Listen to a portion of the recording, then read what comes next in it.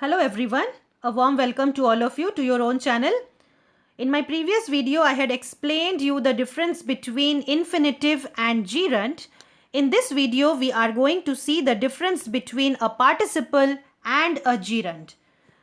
Before I go into details, let us first see what are verbals.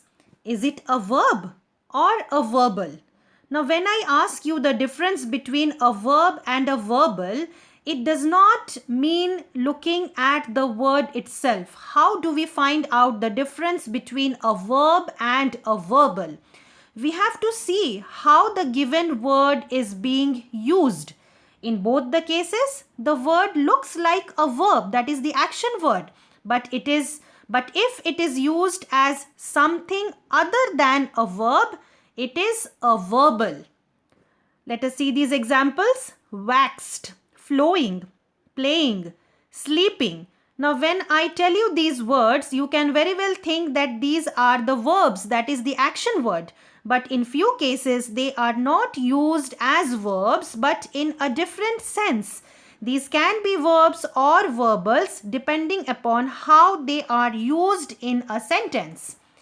Our helpers waxed the floors. So in the first sentence, we see that it is used as a verb, that the helpers did the action of waxing. But in the second sentence, the waxed floors were slippery and dangerous. We find here the same word is used as an adjective. The floors is a noun, waxed is describing the noun, and therefore it is acting as an adjective, or in other words, it is acting as a verbal. Water was flowing over the rocks in the stream. Flowing in the first case is a verb.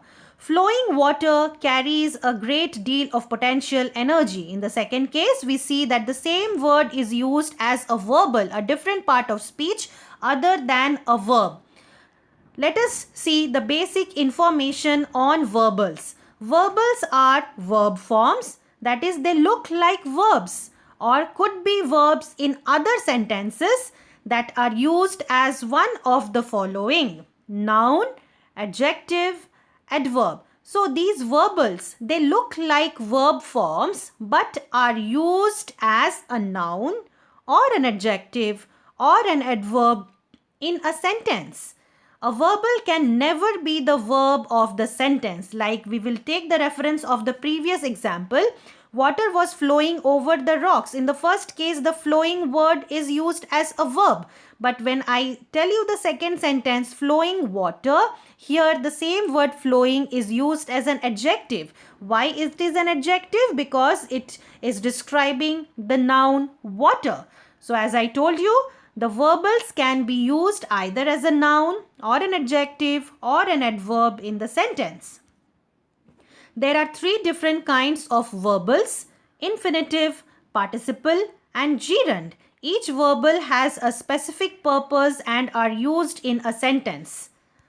Let us see now what are participles. Participles are the verb forms that are used as adjectives. They will have two forms. It can be in the present participle or the past participle form. The present participle ends with ing and the past participle ends with ed or en. These contain action, but they are not used as verbs in the sentence. They are used as adjectives. Smoking gun, snoring spouse, broken window, elected official, streaming video, buzzing noise, winning touchdown, walking track. So we find here smoking, snoring, streaming, buzzing, winning and walking are the present participle forms, and broken and elected are the past participle forms. In each of these couple of words, the participles are used as the adjectives. Participles can appear in several places in the sentence, but they are most commonly found either to describe the subject or to modify the subject. And what are the modifying or describing words which describe a subject called? Those are the adjectives. Participle phrases are always used as adjectives. Most participle phrases will have commas setting them off. This is especially true when they open a sentence and modify the subject. Let us see these examples. Running at full speed, comma, the back raced 20 yards for a score.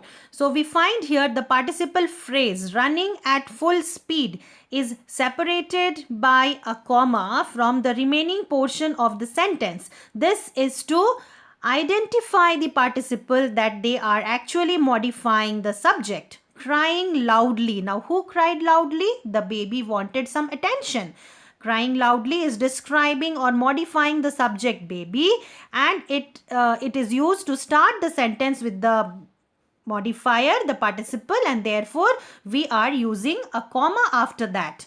Jumping high, Brent hit his head on the ceiling. The chemist, blinded by smoky fumes, stumbled, scanning the book and spotted the answer. The box wrapped in orange is for you. So in each and every case of these examples, we find that the participle clauses are used as adjectives and they have to be separated by a comma from the main portion of the sentence. Let us see now what are gerunds. Gerunds look alike participle because it also ends with ing, but the gerunds function is of a noun. The participle functions as an adjective and the gerund is used as a noun. Gerunds will show up as subjects, direct or indirect objects, or objects of prepositions. I have dealt with all these three types of gerunds in my previous video on infinitive and gerunds. You can refer to that video, students. Gerunds are defined as the ing form of a verb. They have several functions. They can be used as subjects and complements, like skiing is my favorite sport. We can see here the gerund skiing is used as subject. Hiking can be very strenuous. Here hiking is used as the noun, the subject. Seeing is believing. We can find here the two words gerund, seeing and believing, are used as the subject and as well as the complements. These can also be used as objects following prepositions and prepositional expressions. Thanks for tending my children. For tending. I have explained this prepositional expressions and gerunds used as objects very elaborately in my previous video. When we have the preposition for or of, after that if we have the gerunds, it is the objects used as an object. Thanks for tending my children. Here for is the preposition, tending is used as a gerund here. The job consists of typing, filing and answering the phone. So typing, filing and answering are the gerunds used as objects in the second sentence. These can also be used as objects following certain verbs.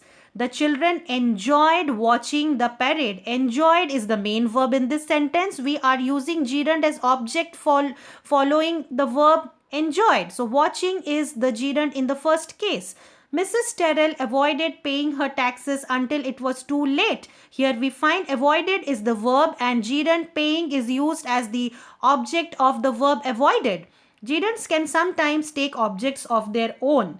Roland is afraid of making mistakes. Mistakes is the object. Making is the gerund here. It is taking its own object. Sandy is considering leaving New York. Leaving is the gerund here. New York is the object what the gerund is taking of its own. Let us see few more examples of gerunds. Chewing gum in class is not allowed. Here the gerund is used as the subject. I liked eating at the new restaurant. It is used here as the direct object. Without running very hard, I won the race. Abusing the warm, fuzzy kitten is not allowed in this class. In this case, it is used as a subject. I hope this video will be useful for you children. Please do subscribe to my channel, like and comment. You can also share my channel with your known ones. It will be helpful for them also and I would really appreciate that. Please do press the bell icon for getting notifications for my new videos. Press the like button also if you have liked the video. Keep on watching my channel for new upcoming videos on English language and literature. You can find the links of other videos in the description box of each and every video. I hope all of you will take care of yourself. Take care. Goodbye till we meet again. Thank you and God bless you.